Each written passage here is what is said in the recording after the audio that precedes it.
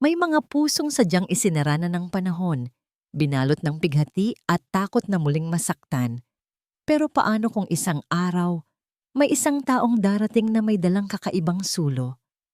Hindi para piliting buksan ang nakakandadong pinto, kundi para magbigay liwanag sa dilim sa labas nito. Ito ang kwento ni Dalisay at Hiraya. Isang kwento kung saan susubukin ng tadhana kung ang tiwala ba ay kayang muling itanim sa isang lupang natuyo na sa luha at kung ang pag-ibig ay may kakayahang sumibol sa mga bitak ng isang durog na puso.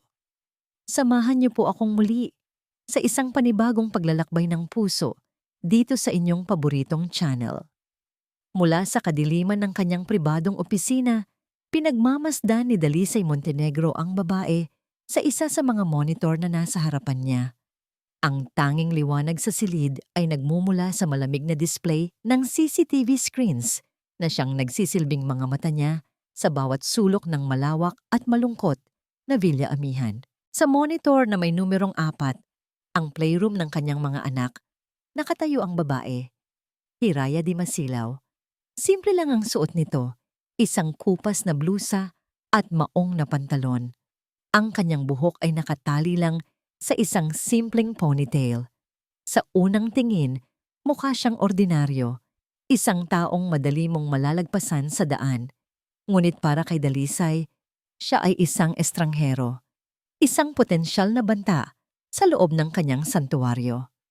Kani-kanina lang, kaharap niya ito sa parehong silid kung nasaan siya ngayon.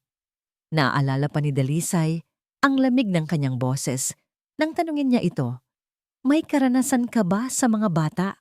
Tanong niya, habang ang mga mata niya ay nakatuon sa resume nito at hindi sa babaeng nasa harapan niya. Opo sir, mahilig po talaga ako sa mga bata. Sagot ni Hiraya, isang bahagyang nangiti ang sumilay sa kanyang mga labi bago ito agad na naglaho na tila napagtantong hindi iyon ang inaasahan sa kanya. Hindi iyon pinansin ni Dalisay. Ibinaba niya ang papel at sa wakas ay tiningnan ito. Ang kanyang mga mata ay kasing talim ng bubog. Hindi ko kailangan ng hilig. Ang kailangan ko ay pagsunod. May mga patakaran sa bahay na ito, Miss Di Masilaw. Mahigpit na mga patakaran. Walang TV pag weekdays. Sakto sa oras ang pagkain at pagtulog. Hindi sila pwedeng kumain ng junk food. Bawal ang sigaw. At higit sa lahat, anumang mapansin mong kakaiba, gaano man kaliit, sa akin mo unang sasabihin. Hindi sa ibang kasambahay, hindi sa hardinero, sa akin lang. Maliwanag? Ang bawat salita ay binitiwan niya na may bigat. Isang pader na unti-unti niyang itinatayo sa pagitan nilang dalawa. Para sa kanya, lahat ng taong pumapasok sa Villa Amihan ay isang sugal, isang panganib na kailangan niyang kalkulahin at kontrolin. Tumango si Hiraya, ang kanyang mga mata ay hindi natinag sa titig ni Dalisay. Maliwanag po, sir. At ganoon lang. Tinanggap niya ito hindi dahil sa tiwala, kundi dahil sa desperasyon. Ito na ang pang-anim na yaya sa loob ng 1 taon at siya na lang ang natitirang aplikante. Ngayon, habang pinagmamasdan niya ito sa monitor, muli niyang naramdaman ang pagdududa. Nakita niya sa ibang screen kanina kung paano ito pumasok sa malawak na sala. Ang Villa Amihan ay parang isang museo na puno ng alaala pero walang buhay. At si Hiraya, sa kanyang simpleng kasuotan, ay tila isang ibon na naligaw sa loob ng isang malamig na hawla. Sinalubong ito ng kanilang matagal ng kasambahay, si Aling Martha, kasama ang kambal na nagtatago sa likod ng kanyang palda, si Tala at Luntian, ang kanyang mga anghel, ang dahilan ng bawat paghinga niya, at ang sentro ng kanyang walang katapusang takot. Nakita ni Dalisay sa screen kung paano ngumiti si Hiraya at dahan-dahang lumuhod para magpantay sila ng mga bata. Ngunit umatras lang ang kambal. Ang kanilang mga mata ay puno ng pag-iingat. Iyon ang sandaling nagpasya si Dalisay. Kailangan niyang malaman kung ano ang ginagawa ng babaeng ito kapag walang nakatingin. Kaya narito siya ngayon, nakatutok sa playroom. Nakakalat ang mga laruan sa sahig. Iniwan ng kambal na nagkulong na naman sa kanilang silid. Dahan-dahang pinulot ni Hiraya ang bawat isa. Isang robot, isang manika, mga building block. Inayos niya ang mga ito sa kani-kanilang lalagyan. Walang pagrereklamo, walang bakas ng inis sa kanyang mukha. Nang matapos, umupo siya sa gilid ng isang maliit na kama sa sulok ng silid. Iyon ang kama kung saan dati nagpapahinga ang mga bata pagkatapos maglaro. Ngayon, alikabok na lang ang madalas na bisita nito. Nagsimulang magham si Hiraya, isang pamilyar na himig, isang wayayi. Dahan-dahan, ang pagham ay naging mga salita. Inaawit sa isang boses na malambing at puno ng kalungkutan. Pinanood ni Dalisay ang eksena. Ang kanyang panga ay nanatiling matigas. Isang palabas, sabi ng isang bahagi ng kanyang isip. Ginagawa niya lang yan dahil alam niyang ito ang gusto mong makita. Pero habang nagpapatuloy ang kanta, may kung anong nagsimulang lumambot sa loob niya. Ang paraan ng pag-awit ni Hiraya, para siyang kumakanta para sa mga batang wala doon, para sa katahimikan ng silid, para sa mga alaalang nakakulong sa mga pader nito. Biglang tumigil sa pag-awit si Hiraya. Tumayo ito at lumapit sa pader kung saan nakasabit ang isang malaking litrato. Ito ay ang larawan ng kanyang yumaong asawa, si Annalyn, na karga ang kambal noong mga sanggol pa lamang sila. Automatikong itinaas ni Dalisay ang volume ng audio feed. Hinintay niya ang anumang maaaring sabihin nito. Isang mapanirang komento, marahil, o isang bulong ng pagkukunwari. Pinagmasdan ni Hiraya ang larawan ng matagal. Pagkatapos, sa isang boses na halos pabulong, sapat lang para marinig ng nakatagong mikropono, nagsalita ito. Sana po maging karapat-dapat ako sa tiwala ninyo. Para sa kanila. Ang mga salitang iyon ay tumama kay Dalisay na parang isang biglaang sampal. Hindi niya inaasahan. Ang simple, sinserong dasal na iyon ay hindi para sa kanya, hindi para makuha ang loob niya. Iyon ay isang pangako sa isang taong wala na, para sa kapakanan ng mga anak nito. Sa unang pagkakataon, sa loob ng napakatagal na panahon, nakaramdam si Dalisay ng isang bagay maliban sa galit at kalungkutan. Isang bagay na parang maliit na tusok sa kanyang manhid ng puso. Naramdaman ni Hiraya ang bawat oras na lumipas sa unang araw niya sa Villa Amihan. Ang bawat tiktak ng grandiyosong orasan sa pasilyo ay tila isang paalala ng bigat ng katahimikang bumabalot sa buong mansyon. Ito ay isang katahimikang hindi nagdudulot ng kapayapaan, kundi ng kalungkutan. Isang katahimikang may tinig ng kawalan, ng pangungulila. Alam niyang bawat kilos niya ay tinitimbang. Hindi man niya nakikita, nararamdaman niya ang mga mata ni G. Dalisay Montenegro. Ang titig nito kanina sa opisina ay tumagos hanggang sa kanyang kaluluwa. Isang titig na puno ng pagdududa, na para bang hinahanap nito ang pinakamaliit na dahilan upang itaboy siya palabas. Ngunit hindi ang malamig na pakikitungo ng amo ang pinakaikinababahala niya. Ito ay ang dalawang pares ng maliliit na mata na sumasalubong sa kanya ng blangkong tingin. Ang mga mata ni Tala at Luntian. Sa kanila, nakikita ni Hiraya ang tunay na bigat ng hamon na kanyang haharapin. Kinabukasan, maagang gumising si Hiraya na may bagong pag-asa. Nagpasya siyang subukang abutin ang puso ng mga bata sa paraang alam niya, sa pamamagitan ng tiyan. Sa kusina, habang naghahanda ng almusal si Aling Martha, magalang siyang nagpaalam na kung maaari ay siya na ang magluto ng para sa kambal. Ano namang iluluto mo, Hija? Tanong ng matanda, na may bahagyang pagtataka. Tsampurado po, sagot ni Hiraya na may maliit na ngiti. Paborito po kasi ito ng mga bata. Muntik na niyang masabi ang pangalan ng kanyang nakababatang kapatid. Pumayag si Aling Martha. Maingat na inihanda ni Hiraya ang malagkit na kanin at tablea. Ang amoy ng nilulutong tsokolate ay unti-unting pumuno sa kusina. Isang amoy na nagpapaalala sa kanya ng sarili niyang kabataan, ng mga panahong simple at masaya pa ang lahat. Inihain niya ito sa 2 maliliit na mangkok na may kasamang gatas at kaunting tuyo sa gilid. Sa malaking hapagkainan, tahimik na nakaupo ang kambal. Inilapag ni Hiraya ang mga mangkok sa harapan nila. Wow, Champordo! Ang mahinang bulong ni Luntian, ngunit nang tumingin ito kay Tala na nanatiling walang imik, ay muli itong yumuko. Hindi ginalaw ng kambal ang pagkain. Naghintay si Hiraya. Lumipas ang ilang minuto. Ang mainit na champorado ay unti-unting lumamig, kasabay ng unti-unting panlalamig ng pag-asa sa kanyang dibdib. Dumating si Dalisay, tiningnan ang eksena at umupo sa kabisera ng mesa nang walang sinasabi. Hindi po ba ninyo titikman? Malambing na tanong ni Hiraya. Umiling lang si Tala. Ganoon din ang ginawa ni Luntian. Walang nagawa si Hiraya, kundi kunin ang mga mangkok. Upang itago ang kanyang pagkadismaya, dinala niya ang kanyang sariling mangkok sa hardin at doon kumain mag-isa. Habang sinusubo niya ang malamig ng champorado, pinanood niya ang mga ibong naglalaro sa damuhan. Hindi niya hahayaang panghinaan siya ng loob.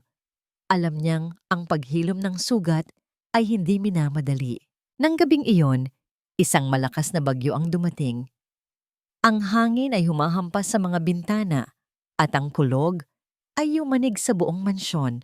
Nasa kanyang maliit na kwarto, si Hiraya nang marinig niya ito.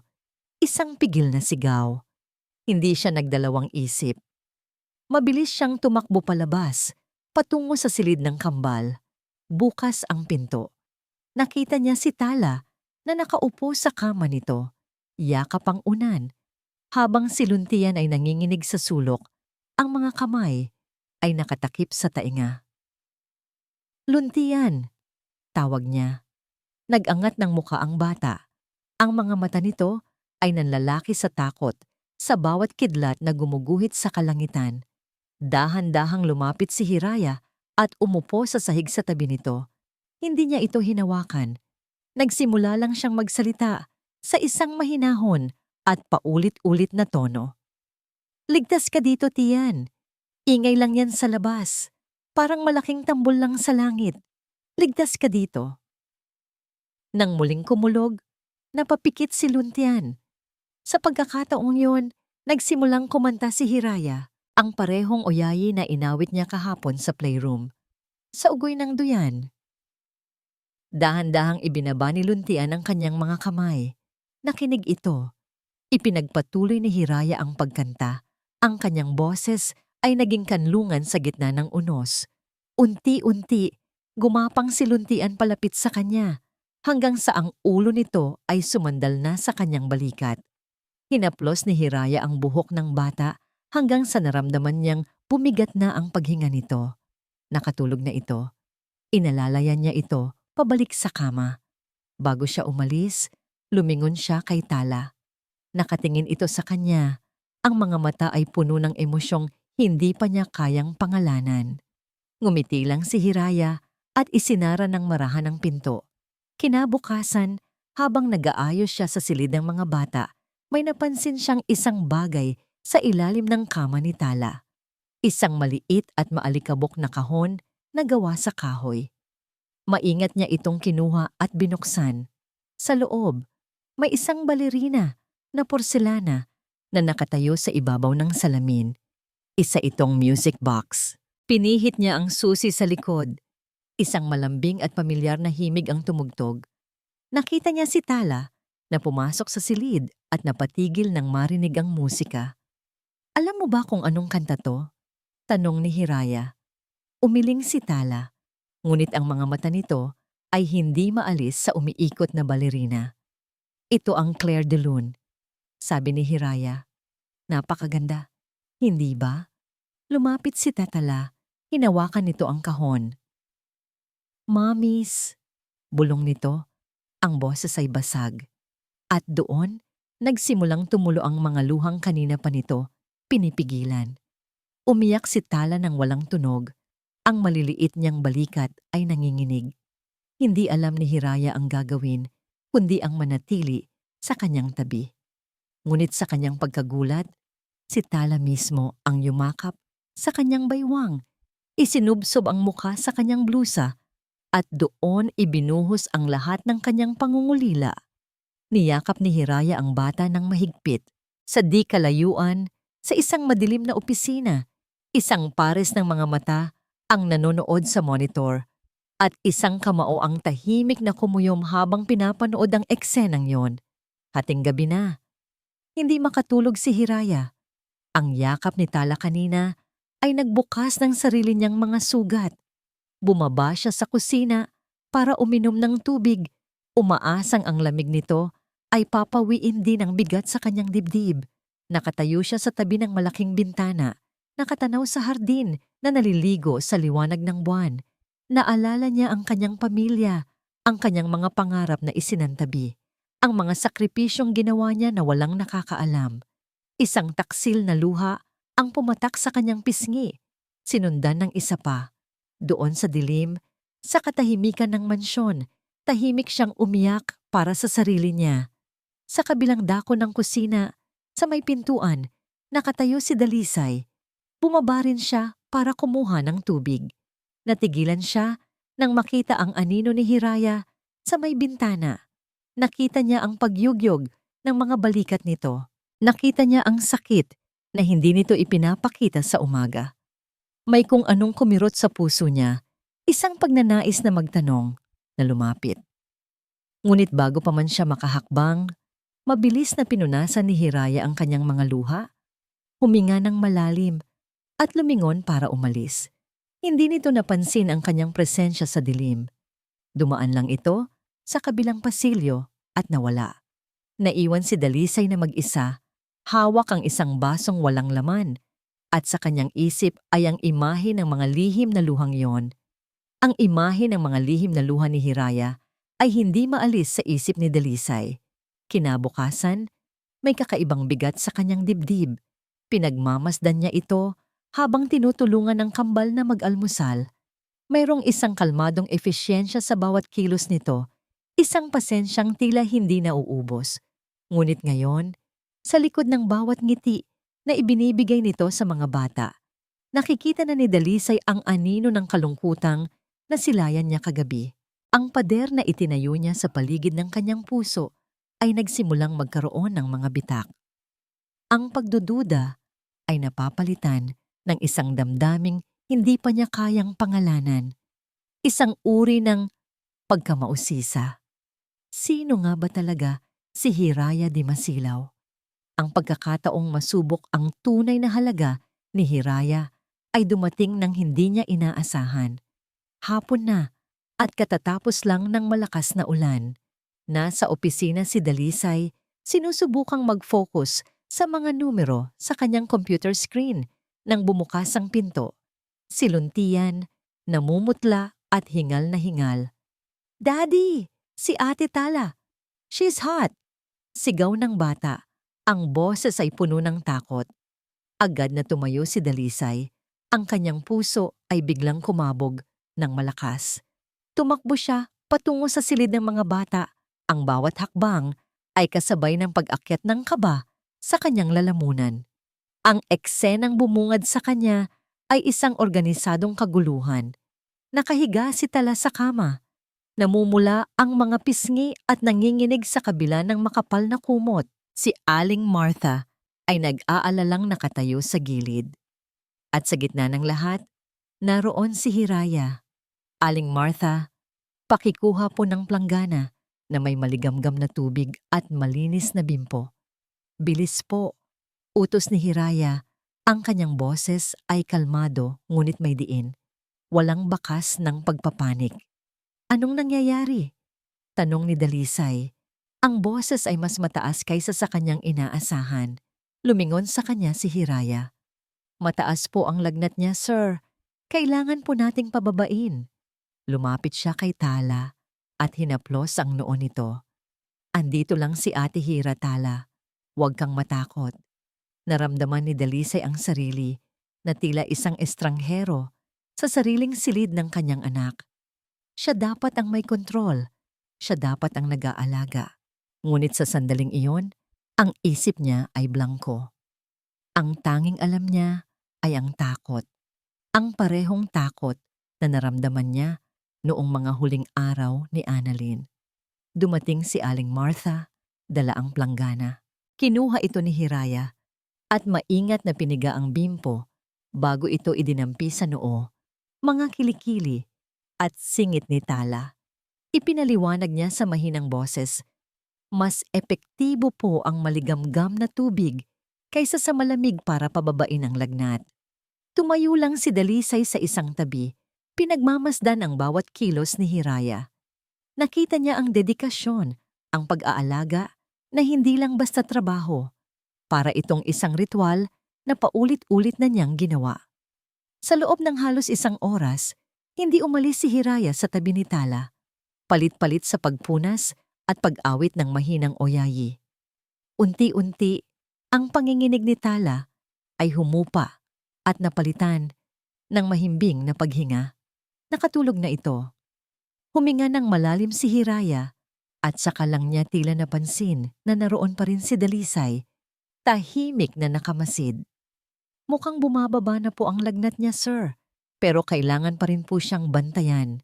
Sabi nito, ang boses ay pagod, ngunit panatag. Tumango si Dalisay.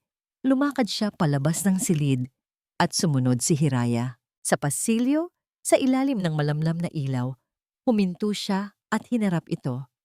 May gusto siyang sabihin, ngunit ang mga salita ay tila naipit sa kanyang lalamunan. Ito ay isang damdaming hindi niya gaanong nararanasan, ang pasasalamat. Salamat. Sa wakas, ay nasabi niya. Ang salita ay parang bago sa kanyang dila, medyo alanganin. Magaling ang ginawa mo. Isang maliit na ngiti ang sumilay sa labi ni Hiraya. Trabaho ko po yon, sir. Sa sandaling iyon, ang init ng nangiting iyon ay tila umabot sa nagyayelong parte ng kanyang puso. Ngunit ang konting init na iyon ay agad na naglaho nang marinig nila ang tunog ng isang sasakyan na huminto sa harap ng mansyon na sinundan ng masayang boses ng gwardiya. Ma'am Clarissa, tuloy po kayo. Nagkatinginan sila ni Hiraya bago bumukas ang malaking pinto. Pumasok si Clarissa, ang nakababatang kapatid ni Annalyn. Nakasuot ito ng isang mamahaling bestida, dala-dala ang mga paper bag mula sa mga kilalang tindahan ng laruan. Ang kanyang presensya ay agad na pumuno sa tahimik na espasyo. Dalisay, darling, bati nito at humalik sa kanyang pisngi. Andito ako para dalawin ang mga pamangkin ko. Where are my angels? Ang tingin ni Clarissa ay dumaan lang kay Hiraya na para bang isa itong kasangkapan, isang bagay na walang pangalan at walang mukha. Natutulog na sila. Nilagnat si Tala. Maikling sagot ni Dalisay. Oh my God! Kawawa naman ang anghel ko. Sabi ni Clarissa, ang kanyang pag-aalala ay tila isang pag-arte. Mabuti na lang at dumating ako. I should check on her. Ngunit bago pa man siya humakbang, tiningnan niya si Hiraya mula ulo hanggang paa. Sino to? Ang bagong katulong? Si Hiraya, ang bagong yaya ng mga bata. Pagtatama ni Dalisay, nararamdaman ang pagtaas ng tensyon sa hangin. Ngumiti si Clarissa, isang ngangiting hindi umabot sa kanyang mga mata. Ah, I see. Pagkatapos ay bumaling siya kay Dalisay at hinila ito palayo ng kaunti. Sapat lang para maging pribado ang kanilang usapan, ngunit hindi sapat para hindi marinig kung pag-iigihan. Dalisay, are you sure about this? Bulong nito. Ang boses ay puno ng kunwaring pag-aalala. Hindi ka ba nag-aalala? Kung sino-sino na lang ang pinapapasok mo sa bahay na to, malapit sa mga bata. Alam mo naman si ate. She was so careful. Napatigil si Dalisay. Ang pangalan ni Annalyn ay palaging may epekto sa kanya. Samantala, si Hiraya, na dapat sana ay aatras na, ay napatigil sa kanyang kinatatayuan. Narinig niya ang bawat salita. Ang kung sino-sino na lang ay tumusok sa kanyang puso na parang patalim. Napansin ni Dalisay na nakatingin si Hiraya. Nakita niya sa mga mata nito ang isang kislap ng sakit, isang kislap ng pagkadismaya. Ngunit ito ay naglaho ng kasing bilis ng pagdating nito.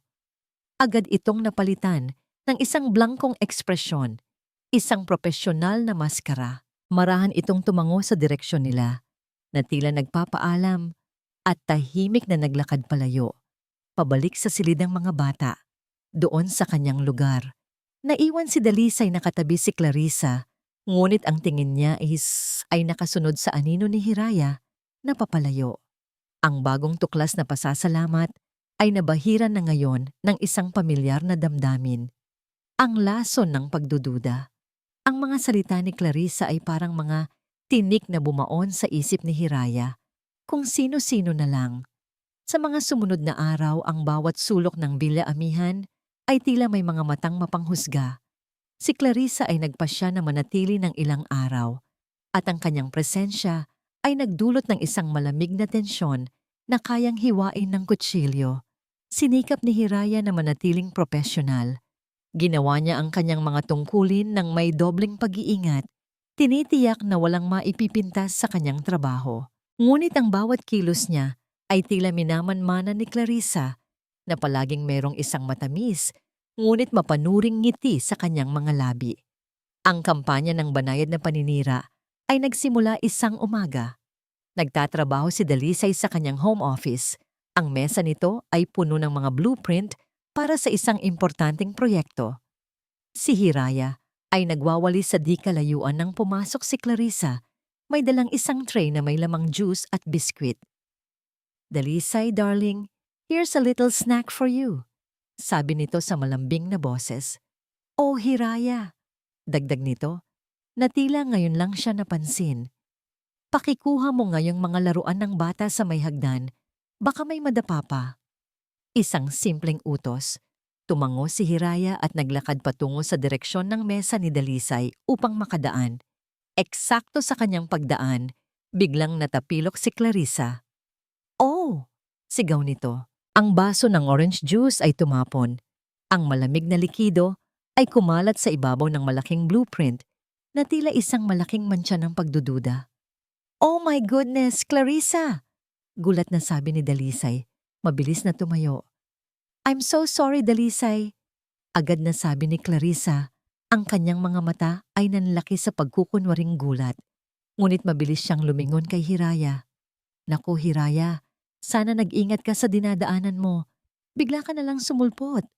Natigilan si Hiraya. Ang kanyang isip ay nagprotesta. "Pero hindi ako. Wala akong ginawa." Ngunit paano niya sasabihin yon? Siya ang yaya, at si Clarissa ang hipag ng kanyang amo. Anumang salita mula sa kanya ay magmumukhang pagdadahilan. Nakita niya ang iritasyon sa mukha ni Dalisay habang sinusubukan nitong iligtas ang nabasang papel. Tumingin ito sa kanya, isang mabilis na sulyap ng pagkadismaya, bago ito muling tumuon sa nasirang plano. "Patawad po, sir." "Patawad po, Ma'am Clarissa," mahinang sabi ni Hiraya. Yumuko at mabilis na kumuha ng basahan. Habang pinupunasan niya ang sahig, naramdaman niya ang matagumpay na titig ni Clarissa sa kanyang likuran. Upang makatakas sa nakakasukang pakiramdam, sa loob ng mansyon, dinala ni Hiraya ang kambal sa hardin, sa likod bahay. Ang hardin ay napabayaan na. Ang mga damo ay matataas, at ang mga halamanan kung saan dating namumulaklak ang mga rosas at sampagita ay tuyo na. Ito ay isang lugar na puno ng alaala, ngunit ngayon ay larawan ng kalungkutan, tulad ng buong bahay. "Ate Hira, why are the flowers sleeping?" tanong ni Tala. "Hindi sila tulog, mahal. Kailangan lang nila ng kaunting pag-aalaga para magising ulit." Sagot ni Hiraya na may ngiti. "Gusto niyo bang tulungan akong gisingin sila?" Ang mga mata ng kambal ay nagningning. Sa tulong ng hardinero, nakakuha si Hiraya ng mga bagong binhi ng bulaklak, maliliit na pala, at isang pandilig. Magkasama nilang binunot ang mga damo at binungkal ang lupa. Sa unang pagkakataon, sa loob ng mahabang panahon, ang hardin ay napuno ng tunog ng tawanan ng mga bata. Mula sa bintana ng kanyang opisina, pinanood ni Dalisay ang lahat. Nakikita niya ang dumi sa mga kamay at damit ng kanyang mga anak, isang bagay na dati niyang ikakagalit. Ngunit ngayon, ang nakikita niya ay ang purong saya sa kanilang mga mukha. Isang bagay na matagal na niyang hindi nakikita, isang bagay na hindi kayang bilhin ng pera. Hindi na niya napigilan ang sarili. Bumaba siya at lumabas patungo sa hardin. Napatigil ang tawanan nang mapansin siya ng mga bata. Maging si Hiraya ay naging alisto. "Daddy!" sigaw ni Luntian. "We're planting flowers para magising na sila." Lumapit si Dalisay medyo alanganin. "Nakikita ko nga." Ang kanyang tingin ay napunta kay Hiraya na ngayon ay nakatayo na. "Magandang ideya to. Gusto niyo pong sumubok, sir?" Alok ni Hiraya na iniabot sa kanya ang isang maliit na pala. Nagatubili si Dalisay ngunit sa pag-udyok ng kambal, lumuhod siya sa lupa. Ang mamahalin niyang leather shoes ay nalubog sa putik. Ang una niyang pagbungkal ay masyadong malakas. Natawa si Tala. "Hindi po ganyan, Daddy," sabi ni Tala. Ipinakita ni Hiraya ang tamang paraan. Ang kanyang mga kamay ay sanay sa lupa. Nagkatabi sila. Ang kanilang mga balikat ay halos magkadikit habang itinuturo niya kay Dalisay at sa mga bata kung paano ilagay ang binhi. Sa isang saglit, ang kanilang mga daliri ay nagdikit habang inaabot ang isang supot ng binhi. Isang kuryenteng dumaloy sa kanilang balat. Kapwa nila ito naramdaman. Mabilis na binawi ni Hiraya ang kanyang kamay. "Paborito ng mama niyo ang mga puting rosas," biglang nasabi ni Dalisay. Ang boses ay mahina. Nakatingin sa isang tuyong halamanan. Dito sila dati nakatanim. Tumingin sa kanya si Hiraya. Sa sandaling iyon, hindi siya ang amo at hindi rin siya ang yaya. Dalawa lang silang taong nagbabahagi ng isang sandali ng alaala. "Sigurado po akong matutuwa siya kapag nakita niyang namumulaklak ulit ang hardin niya," sagot ni Hiraya. Isang totoong nangiti ang sumilay sa mga labi ni Dalisay. Hindi ito pilit, hindi ito malamig. Isang ngiting umabot sa kanyang mga mata. At ngumiti, pabalik si Hiraya. Isang ngiting puno ng pag-unawa at init. Para silang nasa sarili nilang mundo. Nakalimutan ang lahat. Sa sobrang tuwa ni Luntian, tumakbo ito at nadapa. Natawa si Hiraya. Sa kanyang pagtawa, humakbang siya paatras upang iwasan ang tumalsik na putik. Ngunit ang kanyang paa ay tumama sa isang bahagi ng lupa na basa at maputik pa rin. Nawalan siya ng balanse. Aaray. Bago pa man bumagsak ang kanyang likod sa lupa, naramdaman niya ang isang malakas na braso na pumulupot sa kanyang baywang. Mabilis ang naging reaksyon ni Dalisay. Sinalo niya ito. Ang mundo ay tila huminto. Ang mukha ni Hiraya ay ilang pulgada na lang ang layo sa mukha ni Dalisay. Ang kanyang mga kamay ay napasapo sa matipunong dibdib nito. Naamoy niya ang banayad nitong pabango, kahalo ng amoy ng lupa. Nakita niya sa mga mata nito ang pagkagulat na sinundan ng isang bagay na mas malalim, isang bagay na malambot at hindi niya maintindihan. Ang paghinga nilang dalawa ay tila magnanakaw. "Okay ka lang?" tanong ni Dalisay. Ang boses ay mas malalim kaysa dati. Hindi makasagot si Hiraya. Tumango lang siya. Ang tinig ni Tala ang bumasag sa mahikang bumalot sa kanila. "Wow, Daddy, you saved Ate Hira. You're like a superhero." Agad silang naghiwalay, kapwa namumula at medyo nagkakailangan. Ngunit hindi lang ang mga bata ang nakasaksi. Mula sa bintana sa ikalawang palapag, nakatayo si Clarissa. Ang kanyang muka ay isang maskara ng purong galit. Ang nangiti, ang paglapit, ang halos paghalik. Nakita niya ang lahat. Itinaas niya ang kanyang cellphone. Sa isang pag-click, ang sandaling iyon ay naging isang permanenteng imahe. Isang sandata. Nang gabing iyon, habang nag-iisa si Dalisay sa kanyang opisina, nilapitan siya ni Clarissa. Ang mukha nito ay muling puno ng pekeng pag-aalala. Dalisay, sabi nito, iniabot ang cellphone. Tingnan mo, nasa screen ang litrato.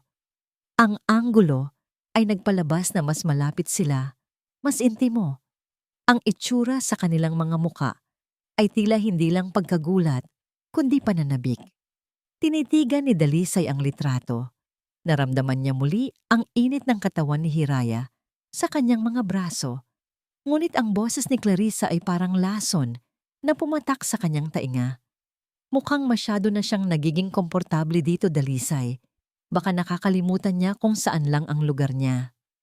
Ang litratong ipinakita ni Clarissa ay naging isang multo na bumabagabag kay Dalisay. Hindi ang imahe mismo, kundi ang kahulugan na ikinabit dito ng kanyang hipag. Baka nakakalimutan niya kung saan lang ang lugar niya. Ang mga salitang iyon ay umalingaw-ngaw sa kanyang isip na sinisira ang anumang bakas ng init na naramdaman niya sa hardin. Ang sandaling iyon, ang init ng katawan ni Hiraya sa kanyang mga braso, ang pagkakatitigan nila ay isang pagkakamali, isang paglabag sa mga pader na maingat niyang itinayo. Ang takot na muling maging mahina, na muling masaktan, ay bumalik ng may dobleng lakas. Kailangan niyang bawiin ang kontrol.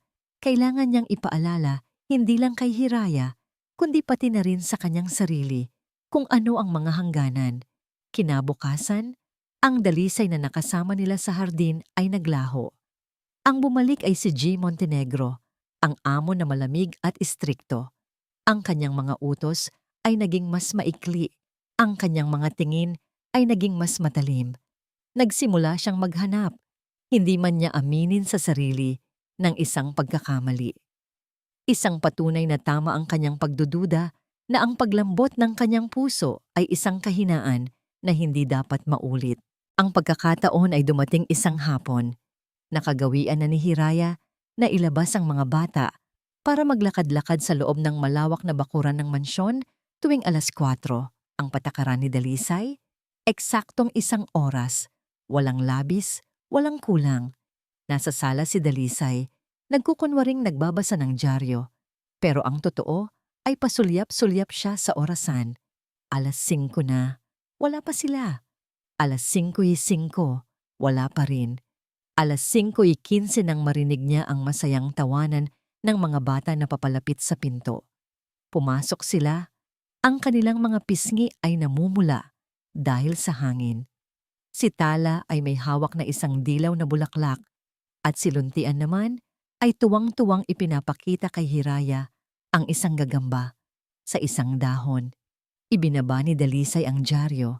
Ang tunog ay malakas sa katahimikan ng sala. "Saan kayo galing?" tanong niya. Ang boses ay walang emosyon. "Daddy," masayang bati ni Tala. "Nakakita kami ng maraming butterflies sa may bandang likod ng garden." Hindi ngumiti si Dalisay. Ang kanyang mga mata ay nakatuon kay Hiraya.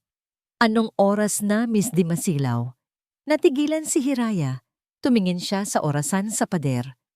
"Naku, pasensya na po sir. Hindi ko po namalayan ang oras. Nalibang po kasi ang mga bata sa mga paru-paro." Ang patakaran ay 1 oras, sabi ni Dalisay. Tumatayo. Ang kanyang taas ay tila lalong nagbigay diin sa kanyang awtoridad. 15 minuto kayong huli. Alam mo ba kung ano ang maaaring mangyari sa loob ng 15 minuto? "Sir, nasa loob lang po kami ng bakuran. Hindi iyon ang punto," putol ni Dalisay. Ang kanyang boses ay bahagyang tumaas. "Ang punto ay ang pagsunod sa patakaran. Ang trabaho mo ay alagaan sila at sundin ang mga utos ko. Kung isang simpleng patakaran sa oras ay hindi mo masunod, paano ko ipagkakatiwala sa iyo ang kaligtasan nila?" Ang bawat salita ay isang dagok. Ang akusasyon ay hindi makatarungan at alam niya ito. Ngunit ang lason ni Clarissa ay kumalat na. Nakita niya ang sakit sa mga mata ni Hiraya, ang pagkapahiya. Yumuko si Hiraya. "Patawad po, sir. Hindi na po mauulit." Akala ni Dalisay ay doon na matatapos, ngunit isang maliit na tinig ang bumasag sa tensyon. "She's not bad, Daddy." Napalingon si Dalisay kay Tala. Nakatayo ito sa pagitan nila. Ang maliit nitong kamao ay nakakuyom. Ang hawak nitong bulaklak ay nayupi. "You are." Sigaw ng bata. Ang mga mata ay nangingilid sa luha. "Ate Hira is nice. You're always angry." Parang isang malakas na sampal ang mga salitang yon. Natulala si Dalisay. Hindi pa siya kailanman sinagot ng kanyang anak ng ganoon. Bago pa man siya makabawi, isa pang sorpresa ang sumalubong sa kanya. Si Luntian, ang kanyang tahimik at mahiyain na anak, ay mabilis na lumakad at tumayo sa harapan ni Hiraya. Idinipa niya ang kanyang maliliit na braso na para bang isa siyang kalasag. Pinoprotektahan si Hiraya mula sa kanya. Hindi ito nagsalita, ngunit ang kilos nito ay mas malakas pa sa anumang sigaw. Ang eksena ay nagyelo. Si Dalisay, ang makapangyarihang milyonaryo, ay nakatayo roon, hinahatulan ng sarili niyang mga anak. Nakita niya sa mga mata nila ang pagtatanggol para sa babaeng ito. Isang pagtatanggol na dati ay para lang sa kanya at sa kanilang ina. Isang bagay ang gumuho sa loob ni Dalisay. Ang kanyang galit ay biglang naglaho. At ang naiwan ay isang nakabibinging katahimikan at pagkalito. Si Hiraya ang unang kumilos. Lumuhod siya sa likod ni Luntian at marahang hinawakan ang mga balikat nito. "Okay lang, Tian. Tama na." Bulong niya. Tumingin siya sa mga bata. Pagkatapos ay kay Dalisay. "Pasok na tayo sa loob, mga anak. Maghugas na tayo ng kamay para sa hapunan." Sa huling pagkakataon, tumingin siya kay Dalisay. "Patawad po ulit, sir," sabi niya. Ang boses ay kalmado. Bago niya akayin palayo ang dalawang bata na matapang na nagtanggol sa kanya. Naiwan si Dalisay na mag-isa sa gitna ng malawak na sala. Ang katahimikan ay masakit sa tainga. Ang mga salita ni Tala, "You are," ay paulit-ulit na tumatakbo sa kanyang isip. Nang gabing iyon, hindi siya mapakali. Ang pagkain sa hapunan ay hindi niya nalasahan. Ang pakiramdam ng pagkakasala ay isang mapait na panlasa sa kanyang dila. Bumalik siya sa kanyang opisina, ang kanyang madilim na santuwaryo, at automatikong binuksan ang CCTV monitor. Itinuon niya ito sa silid ng kambal. Nakaupo si Hiraya sa gilid ng kama ni Tala. Narinig niya ang boses ng kanyang anak. "Is Daddy mad at me?" Tanong ni Tala. Ang boses ay mahina. Hinaplos ni Hiraya ang buhok nito at ang mga sumunod na salita na narinig ni Dalisay mula sa bibig ni Hiraya ay tila isang punyal na bumaon ng diretso sa kanyang puso. "Hindi, mahal. Hindi galit si Daddy sa'yo. At hindi rin siya galit sa akin." Malamig na sabi ni Hiraya. "Napapagod lang siguro siya. Mahal na mahal kayo ng Daddy niyo. Hindi niya lang alam kung paano ipakita." Napapikit si Dalisay. Ikinuyuyom niya ang kanyang kamao sa ibabaw ng makintab na mesa. Ang bawat salita ni Hiraya ay isang sampal sa kanyang pagkatao. Sa kabila ng ginawa niyang pamamahiya dito, heto ito, pinagtatanggol pa rin siya sa sarili niyang mga anak. Hindi niya ito siniraan. Sa halip, binigyan pa niya ng isang marangal na dahilan ang kanyang kasungitan. "You really think he loves us?" Tanong naman ni Luntian mula sa kabilang kama. Tumingin si Hiraya sa direksyon nito at ngumiti. "Oo naman. Higit pa sa iniisip ninyo. Minsan, ang mga matatanda, lalo na ang mga tatay, ipinapakita nila ang pagmamahal sa ibang paraan. Sa pagtiyak na ligtas kayo, na may masarap kayong pagkain, na may maganda kayong bahay, ganoon kamahal ni Daddy niyo." Isang mahabang katahimikan ang sumunod. Pagkatapos, narinig ni Dalisay ang halos pabulong na tanong ni Tala. "Will you stay with us, Ate Hira, forever?" Ang tanong na yon ay sumaksak sa puso ni Dalisay. Ito ay isang tanong na puno ng takot na maiwanan. Isang takot na siya mismo ang nagtanim sa puso ng kanyang mga anak. Narinig niya ang malambing na pagtawa ni Hiraya. "Matulog na kayo," sabi nito. Iniiwasan ng tanong, bukas, gigisingin natin ang iba pang mga bulaklak. Pinatay ni Dalisay ang monitor. Ang kadiliman ng opisina ay tila bumigat na sumasalamin sa kadilimang bumalot sa kanyang puso. Ang ginawa niya kanina ay hindi isang pagpapakita ng lakas o kontrol. Iyon ay isang pagkakamali. Ang una niyang tunay na pagkakamali pagdating kay Hiraya. At ang pinakamasakit sa lahat ay nasaksihan ito ng kanyang mga anak at sila pa ang nagturo sa kanya kung gaano siya nagkamali. Pinagmamasdan ni Clarissa ang lahat mula sa malayo. Isang reyna sa kanyang toring gawa sa sutla at pagkukunwari. Nakita niya ang lahat. Nakita niya ang paglambot sa mga mata ni Dalisay sa hardin. Nakita niya ang paraan ng pagtatanggol ng mga bata sa yaya na yon, na para bang ito ang kanilang tagapagligtas. At higit sa lahat, nakita niya ang pagkakasala sa mukha ni Dalisay matapos nitong pagalitan si Hiraya. Isang malamig na takot ang gumapang sa puso ni Clarissa. Ang kanyang banayad na paninira, ang natapong juice, ang mga paalala tungkol sa kanyang ate Annalyn ay hindi sapat. Ang babaeng iyon, si Hiraya, ay hindi lang basta isang yaya. Siya ay isang mang-aagaw na gumagamit ng kahinahunan bilang sandata. Isang ahas na dahan-dahang pumupulupot sa pamilyang dapat sana ay sa kanya. Hindi maari, sabi niya sa kanyang sarili. Habang pinapanood si Hiraya na naglalakad sa pasilyo, hawak ang kamay ng kambal. Ang lugar na yan, ang mga batang yan, si Dalisay ay akin. Ang mga banayad na pamamaraan ay tapos na. Panahon na para sa isang digmaang walang patumangga. Kinabukasan, may tinawagan si Clarissa. Isang numero na matagal na niyang itinatago para sa mga panahong nangangailangan ng maruming pamamaraan. Kailangan ko ng impormasyon tungkol sa isang tao, sabi niya sa kabilang linya. Ang kanyang boses ay kasing lamig ng yelo. Hiraya di masilaw, halungkatin mo ang lahat. Bawat buto, bawat basag na pinggan sa nakaraan niya, bayaran kita ng doble. Ang tagpuan nila ay sa isang maliit at madilim na kapihan sa kabilang bahagi ng syudad, malayo sa karangyaan ng lungsod ng Pag-asa. Ang lalaking kaharap niya ay mukhang sanay sa mga anino. Isang pribadong imbestigador na walang maraming tanong basta't tama ang bayad. Ito lang ba? Tanong ng lalaki. Tinitingnan ang pangalan at isang litratong kuha ni Clarissa mula sa malayo.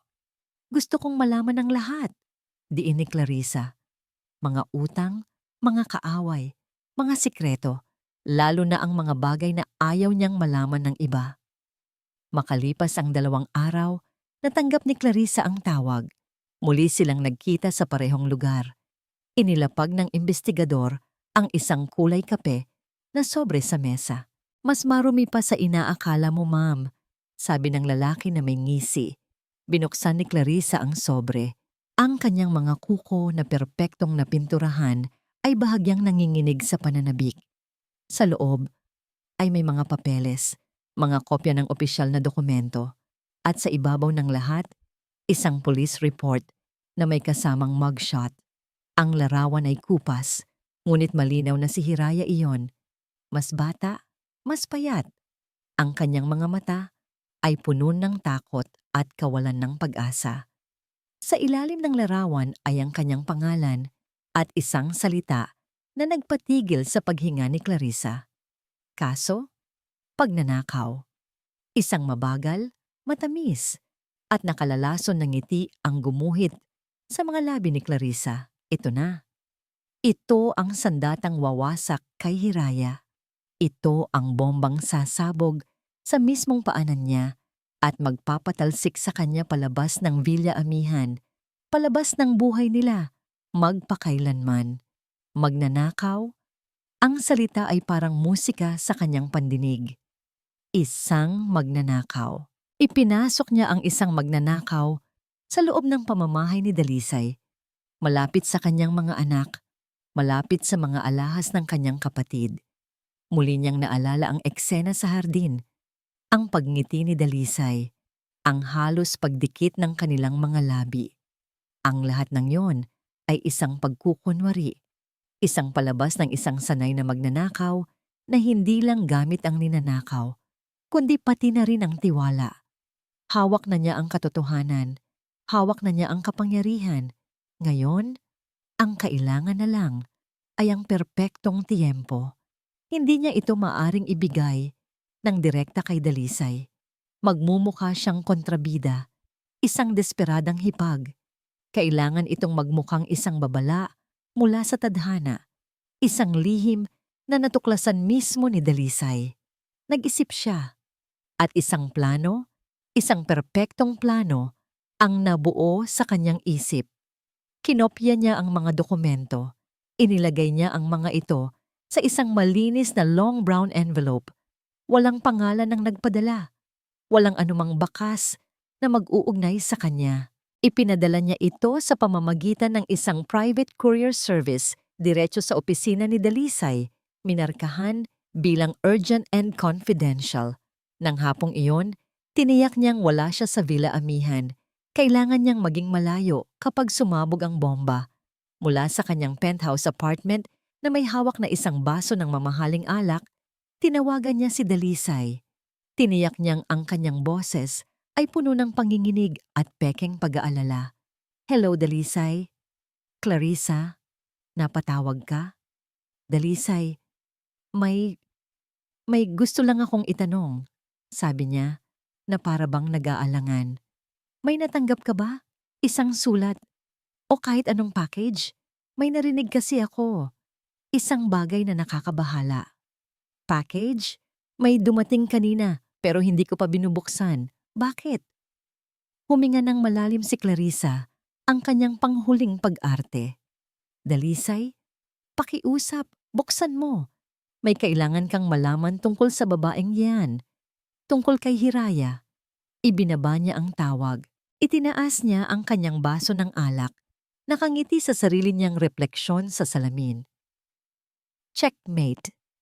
Ang boses ni Clarissa sa telepono ay isang makamandag na binhi na itinanim sa isip ni Dalisay.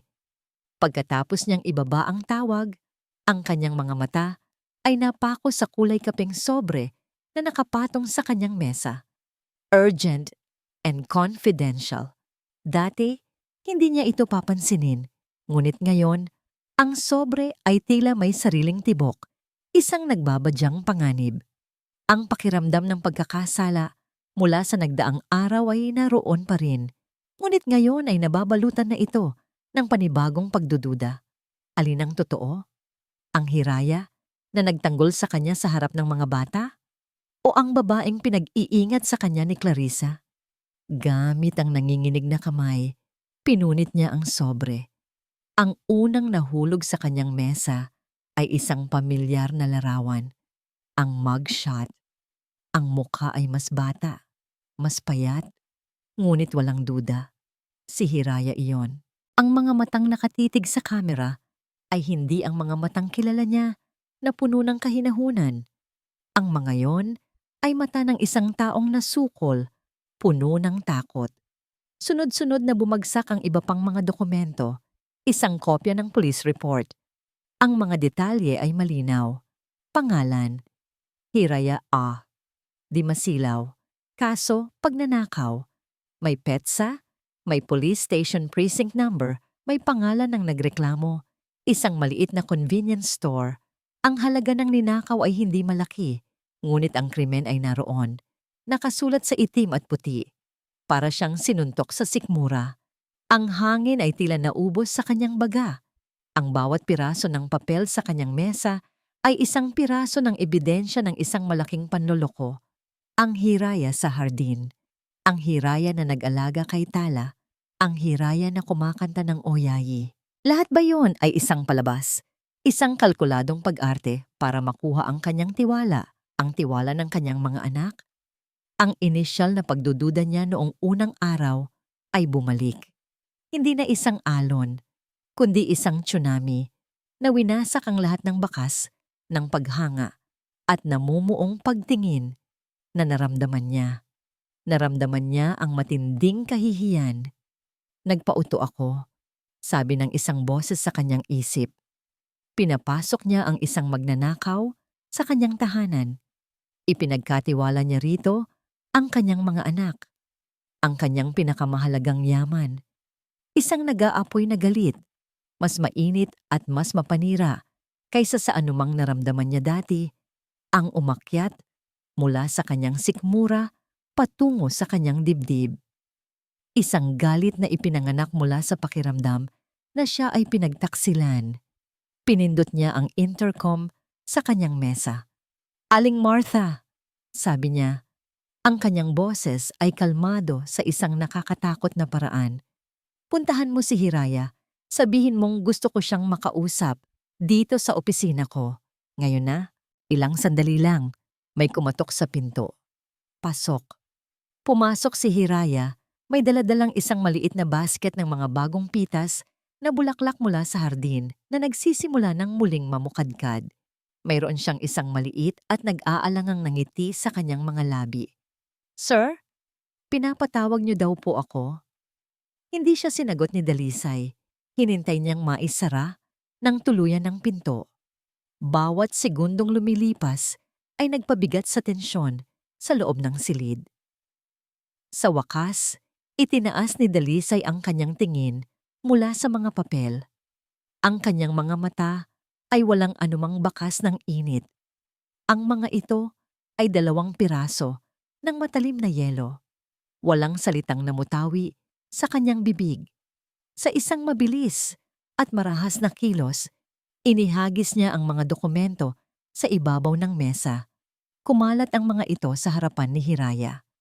Ang mugshot ay tumilapon at huminto mismo sa paanan nito. "Ano to, Hiraya?" tanong niya. Ang bawat pantig ay may diin. "Ipaliwanag mo." Napatingin si Hiraya sa mga papel na nakakalat. Ang kanyang mga mata ay nanlaki nang makita ang sariling muka sa kupas na litrato. Ang basket ng bulaklak ay nahulog mula sa kanyang mga kamay. Ang mga bulaklak, na simbolo ng bagong pag-asa, ay nagkalat sa malamig na sahig. Ang kulay ay nawala sa kanyang muka. Para siyang isang multo. Ang kanyang mga labi ay bahagyang bumuka, ngunit walang tunog na lumabas. Ang nakaraan na matagal na niyang ibinaon ay biglang hinukay at inilatag sa kanyang harapan. "Nagtatanong ako," giit ni Dalisay, tumatayo. "Totoo ba to?" Sumagot ka. Ang mga luha ay nagsimulang mamuo sa mga mata ni Hiraya. Ang mga alaala ay bumalik. Ang desperation, ang takot, ang sakripisyo para sa kanyang kapatid. Ang pangako niya rito na hinding-hindi niya sasabihin kanino man ang totoo. Ang pangakong yon ay isang tanikala na ngayon ay gumagapos sa kanyang dila. Paano niya ipapaliwanag nang hindi sinisira ang kanyang kapatid? Paano niya hihingin ang tiwala ng lalaking ito, gayong ang ebidensya ay napakalinaw? Nanginginig ang kanyang buong katawan. Ang tanging mga salitang nagawa niyang bitawan ay isang halos hindi marinig na bulong na binitawan kasabay ng pagpatak ng kanyang mga luha. "Patawad po." Ang 2 salitang iyon. Para kay Dalisay, iyon ay isang pag-amin. Isang kumpirmasyon ng lahat ng kanyang kinatatakutan. Ang huling piraso ng pag-asa na baka nagkakamali lang siya ay gumuho at naging abo. Ang kirot ng pagtataksil ay sumabog sa loob niya bilang isang nagyeyelong griti. Huminga siya ng malalim. Pinapakalma ang sarili. Nang muli siyang magsalita, ang kanyang boses ay hindi na galit. Ito ay isang bagay na mas malala. Ito ay walang laman. Malamig. Pinal. "Kunin mo ang mga gamit mo," sabi niya. Hindi na tumitingin dito. Ang kanyang tingin ay nasa labas ng bintana, sa hardin na nagsisimula ng mamatay muli. "At umalis ka na." Napatingala si Hiraya, hindi makapaniwala sa kanyang narinig. Ngayon din. Ang mga salitang "ngayon din" ay parang isang malakas na sampal na yumanig sa buong pagkatao ni Hiraya. Sa isang iglap, ang sahig sa ilalim ng kanyang mga paa ay tila gumuho. Ang mga pader ng opisina ay tila umurong at lumapit. Ninanakaw ang hangin mula sa kanyang mga baga. Nakatitig lang siya kay Dalisay, umaasang may makikitang bahid ng pag-aalinlangan sa mga mata nito. Isang senyales na ito ay isang masamang panaginip lamang. Ngunit wala. Ang mga mata nito ay kasing tigas ng bato. Ang kanyang hatol ay pinal at hindi na mababago. Hindi niya alam kung paano siya nakalabas sa opisinang iyon. Ang kanyang mga paa ay tila may sariling isip. Dinadala siya pabalik sa maliit na silid na sa loob ng maikling panahon ay tinawag niyang tahanan. Bawat hakbang sa pasilyo ay isang pahirap. Ang bawat painting sa pader, ang bawat mamahaling florera ay tila nangungutya sa kanya. Pagpasok niya sa kanyang silid, ang unang bumungad sa kanya ay ang isang maliit at nalantang bulaklak sa ibabaw ng kanyang mesa. Ang dilaw na bulaklak na ibinigay sa kanya ni Tala kahapon. Ang simbolo ng kanilang simpleng kaligayahan ay ngayon ay isang paalala ng lahat ng nawala sa kanya. Ang pag-iimpake ay hindi nagtagal. Kaunti lang naman ang kanyang dala. Ang 2 pares ng damit, ang kanyang lumang tsinelas, ang suklay. Inilagay niya ang mga ito sa kanyang luma at nagkakaedad ng bag. Ang bawat gamit na ipinapasok niya ay tila isang piraso ng pangarap na kanyang ibinabalik sa baul. Ang pangarap ng isang bagong simula, ng isang ligtas na lugar. Lahat ay naglaho. Hawak na niya ang kanyang bag at handa nang umalis nang bumukas ang pinto. Pumasok ang kambal. Ang kanilang mga mukha ay puno ng pagtataka. "Ate Hira, saan ka pupunta?" Tanong ni Luntian, nakatingin sa bag na hawak niya. "May dala kang bag." Lumuhod si Hiraya, pinipilit ng ngumiti, kahit pakiramdam niya ay pinupunit ang kanyang puso. Aalis na si Ate Hira, mga anak. "Aalis?" Ulit ni Tala, ang kanyang kilay ay nagsalubong. "Bakit? Dahil ba kay Daddy? Galit pa rin ba siya?" Umiling si Hiraya. Isang taksil na luha ang pumatak sa kanyang pisngi. Mabilis niya itong pinunasan. "Hindi, mahal. Kailangan ko nang umuwi." "Pero dito ang uwi mo," giit ni Luntian. Ang kanyang labi ay nanginginig. Hinawakan niya ang laylayan ng damit ni Hiraya. "Dito ka na nakatira, di ba?" Ang simpleng tanong na yon ang tuluyang sumira sa natitirang lakas ni Hiraya. Hindi na niya napigilan ang kanyang mga hikbi. Niyakap niya ang 2 bata ng mahigpit. Naamoy niya ang kanilang buhok, sinasaulo ang pakiramdam ng kanilang maliliit na katawan na nakayakap sa kanya. "Babalik ka po, di ba, Ate Hira?" Tanong ni Tala. Ang boses nito ay basag na sa pag-iyak. "You have to come back. Hindi pa natin nagigising lahat ng flowers." Hindi makasagot si Hiraya. Paano niya sasabihing hindi na? Paano niya ipapaliwanag na ipinagtatabuyan na siya palayo? Ang tanging nagawa niya ay umiling ng marahan habang nakasubsob ang kanyang muka sa kanilang mga balikat. "Tama na yan." Isang malamig na boses ang pumutol sa kanilang madamdaming tagpo. Nakatayo sa pintuan si Dalisay. Ang kanyang muka ay isang hindi mabasa na maskara. "Aling Martha, kunin mo na ang mga bata." "Daddy, no. Please!" Sigaw ni Tala. Lalong humigpit ang yakap kay Hiraya. Ngunit walang nagawa si Aling Martha kundi sundin ang utos. Pilit nitong kinuha ang mga batang nagpupumiglas at umiiyak. Ang kanilang mga sigaw ng "Ate Hira, huwag kang umalis," ay umalingaw-ngaw sa pasilyo habang papalayo sila. Bawat salita ay parang isang karayom na tumutusok sa puso ni Hiraya. Tumayo si Hiraya, ang kanyang mga binti ay nanginginig.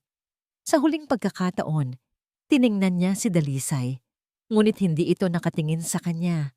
Nakatingin ito sa malayo. "Makukuha mo ang huling sahod mo mula kay Aling Martha," sabi lang nito. Pagkatapos ay tumalikod na ito at naglakad palayo. Iniwan siyang nag-iisa sa gitna ng silid na puno ng mga basag na pangarap. Habang naglalakad siya palabas ng mansyon, nagsimulang pumatak ang ulan. Una ay ambon lamang, ngunit pagdating niya sa malaking pinto sa harapan, ito ay isa ng malakas na buhos na tila nakikidalamhati sa kanya ang kalangitan. Binuksan ng gwardiya ang pinto, ang mukha ay puno ng pagtataka, ngunit walang sinabi. Lumabas siya sa grandiosong gate ng Villa Amihan. Bawat hakbang palayo ay mabigat. Ang bawat patak ng ulan sa kanyang balat ay malamig, na nagpapahiwatig ng kanyang pagbabalik sa mundong walang awa. Nang marinig niya ang pag-uga at pagsara ng bakal na gate sa kanyang likuran, ang tunog ay pinal. Isang pinto ang nagsara. Isang kabanata ang natapos. Lahat ay nawala. Wala siyang payong. Wala siyang patutunguhan. Naglakad lang siya ng walang direksyon sa ilalim ng malakas na ulan. Ang kanyang damit ay basang-basa. Ang kanyang buhok ay tumutulo. Ang mga ilaw ng sasakyan ay dumadaan. Ang kanilang liwanag ay sumasalamin sa mga luhang humahalo sa ulan sa kanyang pisngi. Napadpad siya sa sentro ng syudad. Upang sumilong, tumayo siya sa ilalim ng isang waiting shed sa tapat ng isang malaking tindahan ng appliances. Sa loob ng tindahan, 12-dosenang telebisyon ang nakabukas sa iisang channel, ang panggabing balita. Wala siyang pakialam sa mga nagbabagang balita. Nakatingin lang siya sa kawalan. Ang kanyang isip ay blangko. Ang kanyang puso ay manhid. Ngunit isang pangalan ang biglang narinig niya mula sa speaker ng isa sa mga TV. Isang pangalan na pumukaw sa kanya mula sa kanyang pagkakatulala. Ang suspek sa naganap na holdapan sa isang pawn shop kaninang hapon ay kinilala bilang napalingon si Hiraya. Ang kanyang mga mata ay napako sa mga screen. Ipinakikita ang isang video footage, may naganap na habulan, isang aksidente, isang lalaking sugatan na dinadakip ng mga pulis. At habang dahan-dahang itinaas ng pulis ang mukha ng suspek para iharap sa kamera, ang mundo ni Hiraya ay gumuho sa ikalawang pagkakataon sa araw na yon. Ang lalaking nakaposas, ang lalaking sugatan, ang lalaking tinuturong magnanakaw, ay ang kanyang nakababatang kapatid, ang dahilan ng lahat ng kanyang sakripisyo, ang taong pinrotektahan niya sa pamamagitan ng pag-ako sa isang kasalanang hindi niya ginawa. Ang kanyang mga tuhod ay nanghina. Napasalampak siya sa basang bangko ng waiting shed. Ang kanyang bibig ay nakabukas sa isang tahimik na sigaw ng sukdulang kasawian. Ang nakaraan na kanyang tinakasan at ang kasalukuyan na sa kanya'y ipinagkait ay nagbanggaan sa isang marahas at mapanirang paraan. Ang pag-alis ni Hiraya ay nag-iwan ng isang malaking butas sa Villa Amihan. Isang butas na hindi napupunan ng mamahaling muebles o ng malawak na espasyo. Ito ay isang butas na may hugis ng nawawalang tawanan, ng nawawalang oyayi, ng nawawalang init. Ang katahimikan ay naging isang ingay na nakabibingi. Sa hapagkainan ng gabing iyon, ang tanging maririnig ay ang kalansing ng mga kubyertos sa plato. Si Dalisay ay nasa kabisera ng mesa, ngunit para siyang isang haring walang kaharian. Sa magkabilang dulo, nakaupo ang kanyang mga anak.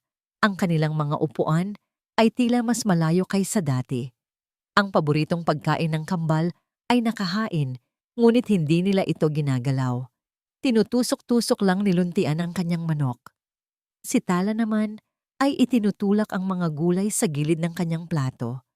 Hindi sila tumitingin sa kanya. Hindi sila nag-uusap. "Kumain na kayo," sabi ni Dalisay. Sinisikap na maging normal ang kanyang boses. Walang sumagot. "Tala, ubusin mo ang pagkain mo." Nag-angat ng tingin si Tala. Ang mga mata nito ay walang kislap at bahagyang namumugto pa. "Wala po akong gana." Pagkatapos ay muli itong yumuko. Ang simpleng sagot na yon ay mas masakit pa sa anumang sigaw. Ang dating masayahing mga anak niya ay naging mga estranghero. Ang kanilang katahimikan ay ang kanyang parusa. Ang bawat sandali ng pananahimik nila ay isang akusasyon, isang malinaw na paalala ng sigaw nilang Ate Hira, "Huwag kang umalis," na hanggang ngayon ay umuulit-ulit sa kanyang isipan. Hindi na niya kinaya. Tumayo siya mula sa mesa. "Busog na ako," sabi niya.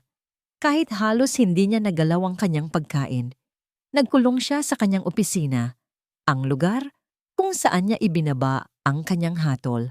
Ngunit ngayon, ang silid na ito ay hindi na isang santuwaryo ng kontrol, kundi isang kulungan ng kanyang pagkakasala. Umupo siya sa kanyang silya at, sa isang kilos na hindi niya maintindihan, binuksan niya ang CCTV system. Pero hindi na ang live feed ang kanyang tiningnan. Binuksan niya ang archives, ang mga nakaraang araw. Pinanood niya ang mga eksena na para bang nanonood siya ng isang pelikula tungkol sa buhay ng ibang tao. Nariyan si Hiraya, matiyagang pinupunasan si Tala noong nilalagnat ito. Nariyan siya, kalmadong inaawitan si Luntian sa gitna ng malakas na bagyo. Nariyan siya, nakangiting nagtatanim sa hardin. Ang kanyang muka ay puno ng sinag ng pag-asa. Paulit-ulit niyang pinanood ang eksena sa sala. Ang araw na pinagalitan niya ito dahil sa 15 minuto. Nakita niya ang sakit sa mga mata nito, ngunit mas matingkad ang nakita niyang katapangan sa mga mata ng kanyang mga anak habang ipinagtatanggol siya ng mga ito. At pinanood niya ang huling pag-uusap nila sa silid ng kambal. Ang boses ni Hiraya ay malinaw na umalingaw-ngaw mula sa mga speaker. "Mahal na mahal kayo ng daddy niyo, hindi niya lang alam kung paano ipakita." Isinara niya ang kanyang mga mata. Ang mga salitang iyon ay parang nagbabagang bakal na itinusok sa kanyang dibdib. Isang babaeng hinusgahan niya, ipinahiya, at ipinagtulakkan palayo. Ngunit sa huling sandali nito sa kanyang pamamahay, siya pa rin ang ipinagtanggol nito. Sino ka ba talaga, Hiraya? Isang magnanakaw na may ginintuang puso? O isang santa na may madilim na nakaraan? Ang dalawang bagay ay hindi magkatugma sa kanyang isip. Ang mga piraso ng puzzle ay hindi nagtutugma. Isang desisyon ang nabuo sa kanyang puso. Hindi na siya maaaring umasa sa mga piraso ng papel. Hindi na siya maaaring magtiwala sa mga salita ng iba. Kailangan niyang malaman ang katotohanan para sa kanyang sarili, para sa kapayapaan ng kanyang isip, para sa kanyang mga anak. Kinabukasan, may ginawa siyang hindi pangkaraniwan. Hindi siya pumasok sa kanyang opisina. Sa halip, kinuha niya ang resume ni Hiraya mula sa file. Tiningnan niya ang address na nakasulat doon. Isang lugar sa kabilang dulo ng syudad na malayo sa kanilang marangyang subdibisyon. Nakarating siya sa isang masikip at maingay na lugar. Ang mga bahay ay magkakadikit, ang mga eskinita ay makikitid. Isang mundo na ibang-iba sa Villa Amihan. Natagpuan niya ang address. Isang maliit na apartment sa itaas ng isang sari-sari store. Kumatok siya. Isang matandang babae ang nagbukas ng pinto.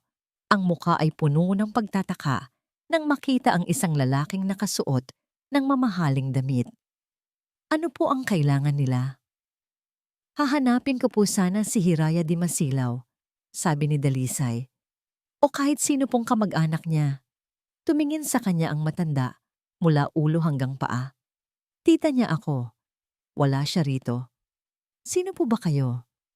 "Ako po si Dalisay Montenegro, ang dati niyang amo." Ang mukha ng matanda ay biglang naging malamig. "Ah, kayo pala yun. Wala na kayong dapat pag-usapan. Sapat na ang ginawa ninyong pagpapalaya sa pamangkin ko. Kailangan ko po siyang makausap," giit ni Dalisay. "May mga bagay po akong kailangang malaman." "Para ano pa? Para lalo niyo siyang husgahan?" "Para maintindihan ko," sabi ni Dalisay. Ang kanyang boses ay nagpakita ng isang emosyong hindi niya inaasahan. Pagsusumamo. "Pakiusap po. Tungkol sa kaso niya noon, kailangan kong malaman ang buong kwento." Nakita ng matanda ang sinseridad sa kanyang mga mata. Matapos ang ilang sandali ng pag-aalinlangan, bumuntong hininga ito at binuksan ng mas maluwagang pinto. Tuloy ka. Sa loob ng maliit na sala, sa gitna ng mga lumang kasangkapan, ikinuwento ng tita ni Hiraya ang lahat. Ikinuwento niya ang tungkol sa kanilang ina na may malubhang sakit sa puso, ang desperation para makabili ng gamot na napakamahal. Ikinuwento niya ang tungkol sa nakababatang kapatid ni Hiraya, isang binatang nataranta at gumawa ng isang malaking pagkakamali, ang pagnakaw sa tindahan. Nahuli siya, sabi ng matanda. Ang mga mata ay nangingilid sa luha. Sira na sana ang kinabukasan ng kapatid niya. Pero si Hiraya, ang pamangkin kong yan, siya ang umako ng lahat. Nakipag-usap siya sa may-ari ng tindahan, nakiusap na huwag nang ituloy ang kaso sa kapatid niya at siya na lang ang managot. Para lang hindi makulong ang kapatid niya at makapagtapos ng pag-aaral. Isinakripisyo niya ang pangalan niya, ang kinabukasan niya, para sa amin. Bawat salita ay parang isang martilyo na dumudurog sa pagkatao ni Dalisay. Ang krimen ni Hiraya ay hindi pala isang krimen ng kasakiman, kundi isang akto ng sukdulang pagmamahal at sakripisyo. Ang lahat ng kanyang akusasyon, ang lahat ng kanyang galit, ay ibinato niya sa isang taong ang tanging kasalanan ay ang magmahal ng sobra. Nang matapos ang kwento, hindi makapagsalita si Dalisay. Ang bigat ng kanyang pagkakamali ay dumagan sa kanya ng buong buo. Nagpaalam siya at nagpasalamat sa matanda. Habang nagmamaneho siya pabalik, ang kanyang isip ay gulong-gulo. Siya ang kontrabida. Siya ang humatol ng walang paglilitis. Siya ang nagtulak palayo sa nag-iisang taong nagdala ng liwanag sa kanyang madilim na mundo. Sa gitna ng kanyang pagmumuni-muni, tumunog ang kanyang telepono. Isang pangalang hindi pamilyar ang lumabas, ngunit sinagot niya ito. Hello, Mr. Montenegro. This is Attorney De Guzman from your legal firm. Yes, attorney? Sir, tumawag po ako dahil meron lang kaming natuklasan during a routine background check for your household staff insurance renewal. May kinalaman po ito sa isang private investigator na kinuha ni Miss Clarissa Villanueva. Natigilan si Dalisay. Anong sabi mo? Opo, sir. It seems Miss Clarissa hired an investigator to look into Hiraya de Masilao's records a few days ago. The transaction was flagged by our system. May natuklasan kami tungkol kay Miss Clarissa. May kinalaman sa isang private investigator at sa record ni Miss de Masilao. Ang mga piraso ng puzzle ay biglang nag-ugnay-ugnay sa isip ni Dalisay.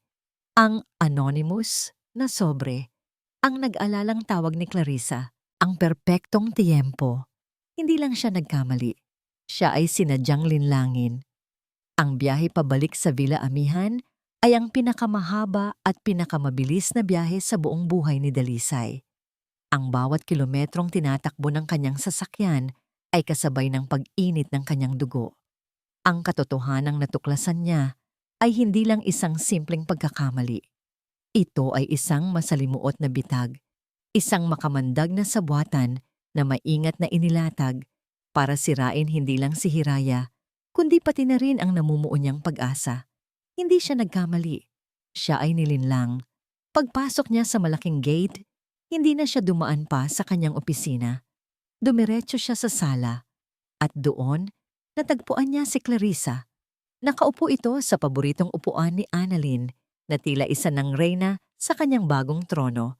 May kausap ito sa telepono, tumatawa habang nagbibigay ng utos sa isang interior designer tungkol sa pagpapalit ng mga kurtina.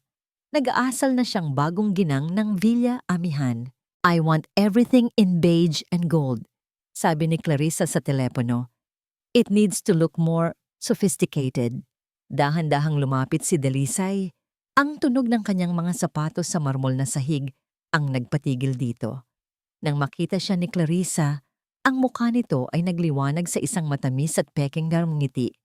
Dalisay, darling, you're home early, sabi nito. Ibinababa ang telepono. I was just planning. Tapusin na natin to, Clarissa. Ang boses ni Dalisay ay hindi malakas. Ito ay mababa, kontrolado, at puno ng isang nakapapasong lamig. Ang nangiti sa mukha ni Clarissa ay unti-unting naglaho. What do you mean? Walang imik na inilapag ni Dalisay ang isang folder sa ibabaw ng glass table sa harapan nito. Ang tunog ng paglapag nito ay umalingaw-ngaw sa katahimikan. Binuksan ko ang folder, Clarissa, sabi niya. Hindi yung ipinadala mo, yung sa akin. Nangunot ang noo ni Clarissa, ngunit may isang kislap ng takot na dumaan sa kanyang mga mata. Binuksan niya ang folder. Sa loob ay hindi ang police report ni Hiraya. Sa loob ay ang mga bank transaction, ang resibo mula sa private investigator, ang kopya ng mga tawag niya sa lalaki, ang ebidensya ng kanyang kasinungalingan. Ano to? Pagkakailan niya ang boses ay nagsisimulang manginig. I don't understand. Huwag ka nang magpanggap, sabi ni Dalisay. Alam ko na ang lahat. Alam kong ikaw ang nag-imbestiga sa kanya. Alam kong ikaw ang nagpadala ng sobre at alam ko kung bakit mo ginawa. Tumayo si Clarissa. Ang kanyang mukha ay namumutla. Ginawa ko yon para sa'yo, para sa mga bata, para protektahan kayo. Ang babaeng yun ay isang magnanakaw, isang kriminal. Ang babaeng yun ay isinakripisyo ang sarili niya para sa kanyang pamilya. Sigaw ni Dalisay. Sa wakas ay sumabog ang kanyang galit. Isang bagay na hindi mo kailanman maiintindihan dahil ang tanging iniisip mo ay ang sarili mo. Ginamit mo ang alaala ng kapatid mo. Ginamit mo ang kahinaan ko para lang makuha ang gusto mo. Ang maskara ni Clarissa ay tuluyang gumuho. Ang peking pag-aalala ay napalitan ng purong puot. At ano ang gusto ko, Dalisay? Sigaw niya pabalik. Ang kanyang boses ay matinis at puno ng hinanakit. Ang maging masaya ka? Ang alagaan ang mga anak ng kapatid ko? Ako dapat ang nasa posisyon na yan. Ako ang kapatid ni Annalyn, hindi isang hamak na yaya na galing sa kung saang basurahan. Ang hamak na yaya na yun ang nag-iisang taong nagbalik ng ngiti sa mga labi ng mga anak ko. Dahil isa siyang ahas, isang manggagamit, at ikaw, nagpauto ka. Oo, nagpauto ako. Mahinahon, ngunit may diin na, sabi ni Dalisay. Pero hindi sa kanya, sa'yo. Lumapit siya rito, ang kanyang mga mata ay nag-aapoy. Ibinigay ko sa'yo ang respeto ko dahil kapatid ka ni Annalyn. Pero ngayon, tapos na yon. Wala kang lugar dito. Wala kang lugar sa buhay ng mga anak ko. Itinuro niya ang pinto. Umalis ka. Kunin mo ang mga gamit mo at umalis ka sa bahay na to. At huwag na huwag ka nang magpapakita sa akin o sa mga anak ko. Kailanman. Natulala si Clarissa. Ang kanyang galit ay napalitan ng desperasyon. Dalisay, please, pamilya tayo. Winasak mo ang kahulugan ng salitang yan, sabi ni Dalisay. Tumalikod na. Guard. POV, Hiraya. Ang presinto ng pulis ay malamig at walang buhay. Ang amoy ng disinfectant at lumang papel ay nanunuot sa hangin. Nakaupo si Hiraya sa isang matigas na upuang plastik, nakatitig sa kanyang kapatid sa kabilang panig ng makapal na salamin. Si Miguel, ang kanyang bunsong kapatid, ay nakayuko. Ang isang braso nito ay nakakast at may mga pasa ito sa mukha mula sa aksidente. Mukha itong pagod, talunan at hiyang-hiya. Ate, bulong nito sa teleponong nag-uugnay sa kanila. Patawarin mo ako. Tinitigan siya ni Hiraya. Wala siyang maramdamang galit. Wala na ang sakit. Ang nararamdaman na lang niya ay isang malalim at nakapapagod na awa. Bakit Miguel? Tanong niya. Ang boses ay kalmado. Bakit ulit? Kailangan ko ng pera, ate. Para sa renta. Para sa pagkain. Nahihirapan na ako. At ito ang naisip mong solusyon. Umiling si Miguel. Ang mga luha ay nagsimulang pumatak mula sa kanyang mga mata. Hindi ko na alam ang gagawin ko, ate. magpatawad. Di huminga ng malalim si Hiraya. Ang babaeng pumasok sa presintong ito kanina ay durog at walang pag-asa. Ngunit habang nakatingin siya sa kapatid niya, sa resulta ng kanyang sakripisyo, isang bagong determinasyon ang nabuo sa kanyang puso. Hindi na siya tatakbo. Hindi na siya magtatago sa likod ng kasinungalingan para protektahan ito. "Makinig ka sa akin, Miguel," sabi niya. Ang kanyang boses ay matatag na ngayon. "Ang ginawa ko noon, ang pag-ako sa kasalanan mo ay isang pagkakamali. Akala ko, tinutulungan kita, pero tinuruan lang kitang takasan ang responsibilidad mo." Inangat ni Miguel ang kanyang mukha, puno ng gulat. "Harapin mo to." Pagpapatuloy ni Hiraya. "Harapin mo ang parusa sa ginawa mo. At pagkatapos mong pagbayaran, bumangon ka. Maging isang mabuting tao. Mabuhay ka sa paraang magiging proud si inay. Yun lang ang hinihiling ko sa'yo." Tumayo na si Hiraya. Tapos na ang kanilang pag-uusap. "Ate, saan ka pupunta?" "Hindi ko alam." Sinserong sagot niya. "Pero hindi na ako tatakbo. Magsisimula ako ulit. Sa tamang paraan." Ibinaba na niya ang telepono at tumalikod. Sa bawat hakbang palabas ng presinto, naramdaman niya ang paggaan ng isang pabigat na matagal na niyang pinapasan. Wala siyang pera, wala siyang trabaho, wala siyang tahanan. Ngunit sa unang pagkakataon, malaya siya. Paglabas niya sa pinto, ang malamig na hangin ng gabi ang sumalubong sa kanya. Huminga siya ng malalim. Isang bagong simula. Isang sasakyan ang biglang huminto sa kanyang harapan. Mula sa driver's seat, isang pamilyar na lalaki ang mabilis na bumaba. Ang kanyang mukha ay puno ng isang emosyong hindi niya mabasa. Isang halo ng desperation, pagsisisi at pag-asa. "Hiraya!" Napako si Hiraya sa kanyang kinatatayuan. Ang tibok ng kanyang puso ay biglang bumilis. Lumingon siya. Ang kanyang mga mata ay puno ng pagod, luha at sukdulang pagkagulat. Nakatayo roon, sa ilalim ng ilaw ng poste, sa labas ng presinto, si Dalisay Montenegro.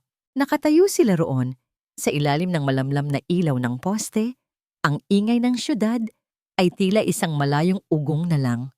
Ang tanging malinaw ay ang tibok ng kanilang mga puso at ang mga salitang hindi pa nasasabi na naglalakbay sa pagitan ng kanilang mga mata. Si Hiraya, na pagod na sa pag-iyak at pakikipaglaban, ay nakatitig lang, hindi sigurado kung totoo ba ang kanyang nakikita. Si Dalisay, ang lalaking nagwasak sa kanyang puso, ay narito. Ang kanyang mukha ay larawan ng pagsisising hindi niya kailanman inasahang makikita. Si Dalisay ang unang bumasag sa katahimikan. Humakbang siya palapit, dahan-ahan, na para bang natatakot, na baka sa isang maling galaw ay maglaho si Hiraya na parang isang panaginip. "Hiraya," ulit niya, ang kanyang boses ay malumanay, basag sa emosyon. "Patawarin mo ako." Ang tatlong salitang iyon ay nagbitbit ng bigat ng lahat ng kanyang pagkakamali. Umiling si Hiraya, isang mapait na ngangiti ang sumilay sa kanyang mga labi. "Para saan po, sir? Sa pagpapalaya sa akin? Sa paniniwala na isa akong magnanakaw?" Bawat salita niya ay isang sampal ng katotohanan na handang-handa tanggapin ni Dalisay. Sa lahat ng yan, amin niya, hindi iniiwas ang kanyang tingin. At higit pa roon, "Patawarin mo ako dahil naging duwag ako. Patawarin mo ako dahil hinayaan kong lamunin ng takot at pagdududa ang puso ko. Patawarin mo ako dahil hinusgahan kita nang hindi inaalam ang buong katotohanan." Ikinuwento ni Dalisay ang lahat. Ang pagpunta niya sa tita niya, ang pag-uusap nila ng kanyang abogado, ang komprontasyon nila ni Clarissa. Habang nagsasalita siya, wala nang bakas ng aroganteng milyonaryo. Ang nasa harapan ni Hiraya ay isang lalaking hubad ang kaluluwa. Inaamin ang kanyang mga pagkakamali nang walang pag-aalinlangan. "Ang kasalanan mo, Hiraya, ay hindi pagnanakaw. Pagpapatuloy ni Dalisay, ang kanyang boses ay nanginginig. Ang kasalanan mo ay ang magmahal ng sobra. Isang bagay na matagal ko nang kinalimutan kung paano gawin. Ang mga luha na akala ni Hiraya ay naubos na ay muling namuo sa kanyang mga mata. Ngunit sa pagkakataong ito, hindi na ito luha ng pighati, kundi luha ng pag-unawa. Alam ko na ang sakripisyo mo para sa kapatid mo, sabi ni Dalisay, at wala akong karapatang humingi ng tawad sa'yo. Pero heto ako, nakikiusap. Sana bigyan mo ako ng pagkakataong itama ang lahat. Itama? Tanong ni Hiraya. Paano? Bumalik ka sa amin, Hiraya. Pagsusumamo ni Dalisay, isang hakbang pa ang ginawa niya palapit. Bumalik ka sa Villa Amihan, hindi bilang yaya, kundi bilang, liwanag nito, ang mga bata. Hinahanap-hanap ka nila. Ako, hinahanap-hanap kita. Ang huling mga salita ay isang bulong, isang pag-amin na nagmula sa pinakailaliman ng kanyang puso. Ang puso ni Hiraya, na sa buong araw ay parang isang bato sa bigat, ay nagsimulang makaramdam ng kaunting gaan. Ngunit meron pa ring takot. Paano ako makakasiguro na hindi na mauulit ang lahat?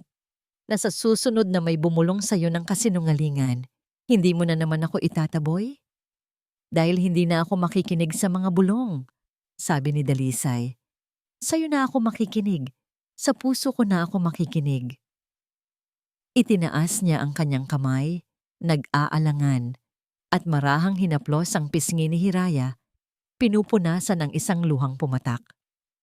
Ang kanyang haplos ay mainit, puno ng pagsuyo at pangako. Binigyan mo ng pangalawang pagkakataon ang hardin, Hiraya. Hayaan mo sanang bigyan mo rin ako ng isa. Sa mga mata ni Dalisay, nakita ni Hiraya hindi lang ang pagsisisi, kundi ang simula ng isang bagong pag-asa. Isang pag-asang pareho nilang kailangan. At sa sandaling iyon, sa labas ng presinto ng pulis, sa gitna ng gabi, tumango si Hiraya. Ang pagbabalik sa Villa Amihan ay ibang-iba sa kanyang pag-alis. Ang gate ay bumukas, hindi para itaboy siya, kundi para salubungin siya. Pagbaba nila ng sasakyan, ang malaking pinto sa harapan ay bumukas. Sa pintuan, nakatayo si Tala at Luntian, kasama si Aling Martha. Ang kanilang mga mata, na kanina'y malungkot, ay biglang nagningning. Ate Hira, ang sigaw nilang dalawa ay puno ng purong kagalakan. Tumakbo sila at yumakap ng mahigpit sa baywang ni Hiraya na para bang hindi na nila ito bibitawan pa. Niyakap sila ni Hiraya pabalik. Isinubsob ang kanyang mukha sa kanilang mga ulo, nilalanghap ang pamilyar nilang amoy. Sa wakas, nakauwi na siya. Mula sa likuran, pinanood ni Dalisay ang eksena. Isang tunay at masayang nangiti ang nakaguhit sa kanyang mukha. Lumipas ang mga araw, ang Villa Amihan ay unti-unting nagbago. Ang katahimikan ay napalitan ng tawanan. Ang kadiliman ay napalitan ng liwanag. Ang hardin ay namukadkad, puno ng mga puting rosas, dilaw na bulaklak, at mga paru-paro. Isang hapon, habang magkakasama silang nagdidilig ng mga halaman, nakita ni Hiraya si Dalisay na bumababa. Mula sa ikalawang palapag, may dalang isang kahon ng mga kagamitan. Ano yan? Tanong niya. Ngumiti si Dalisay. Mga bagay na hindi ko na kailangan. Sinundan siya ni Hiraya papasok sa playroom. Doon, isa-isang tinanggal ni Dalisay ang mga maliliit at halos hindi mapansing CCTV camera mula sa mga sulok ng silid. Ang mga mata na dati niyang ginagamit para magmanman ay binabaklas na niya. Hindi ko na kailangan yan, sabi niya, habang inilalagay ang huling kamera sa loob ng kahon. Lumapit siya kay Hiraya. Dahil natutunan ko nang tumingin gamit ang puso ko. Hinawakan niya ang kamay ni Hiraya. Ang kanilang mga daliri ay nagsalikop, isang perpektong akma. Tumingin sila sa labas ng bintana. Sa hardin, masayang naghahabulan ang kambal sa ilalim ng ginintuang sinag ng papalubog na araw. Ang pamilya nila ay hindi perpekto. Ito ay binuo mula sa mga basag na piraso, mula sa pighati, sa pagkakamali, sa sakripisyo. Ngunit ang mga pirasong yon, nang pinagdugtong ng pagpapatawad at pag-unawa, ay bumuo ng isang bagay na mas matibay at mas maganda. Isang pamilyang muling natutong magmahal, at dito po nagtatapos ang kwento ni Dalisay at Hiraya. Mula sa kaibuturan ng aming puso, isang taos-pusong pasasalamat po sa inyong lahat, mga minamahal naming tagapakinig. Salamat sa pagsama sa amin sa bawat kabanata, sa bawat pagpatak ng luha, at sa bawat pagsibol ng pag-asa. Kayo po ang inspirasyon sa likod ng bawat salitang aming isinusulat. Habang isinusulat namin ang bawat kabanata, sina Dalisay at Hiraya ay tila naging mga totoong tao sa aming isipan. Sila ay naging salamin ng ating mga sariling takot, pangarap, at mga laban sa buhay. Ang kanilang paglalakbay ay isang paalala na lahat tayo, gaano man katibay tingnan, ay may mga bitak sa puso na tanging pag-unawa at pagmamahal lamang ang kayang maghilom. Sana po, sa paglalakbay na ito, ay naiwan sa inyo ang isang munting binhi ng pag-asa. Isang paalala na ang pagpapatawad ay hindi para sa taong nakasakit, kundi para sa sarili nating kapayapaan. At ang tunay na pag-ibig ay hindi natatakot sa mga sugat ng nakaraan, bagkus ay yumayabong ito dahil sa mga aral na hatid ng mga ito. Ang bawat komento, bawat reaksyon, at bawat pusong naantig ng kwentong ito ay napakahalaga po sa amin. Nais naming marinig ang inyong saloobin. Ano po ang pinakapaborito ninyong eksena? Anong aral ang tumatak sa inyong puso? Muli, maraming salamat sa pagiging bahagi ng paglalakbay na ito. Hanggang sa ating muling pagkikita sa susunod na kwento. Kwento at kilig